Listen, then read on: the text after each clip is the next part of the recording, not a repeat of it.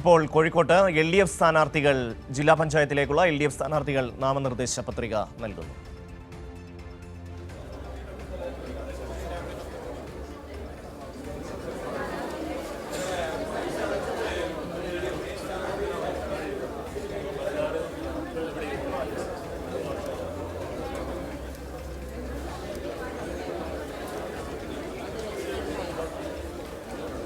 പത്രിക സമർപ്പണം നടക്കുകയാണ് കോഴിക്കോട് കളക്ടറേറ്റിൽ.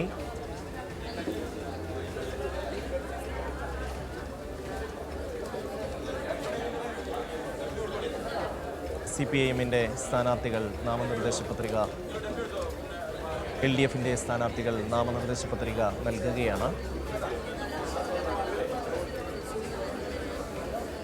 കോഴിക്കോട് ജില്ലാ പഞ്ചായത്തിലേക്കുള്ള LDF സ്ഥാനാർത്ഥികളുടെ നാമനിർദ്ദേശ പത്രികാ സമർപ്പണം നടക്കുകയാണ്. കോഴിക്കോട് മേഘ ചേരുകയാണ്. മേഘ, എന്തൊക്കെയാണ് വിശദാംശങ്ങൾ?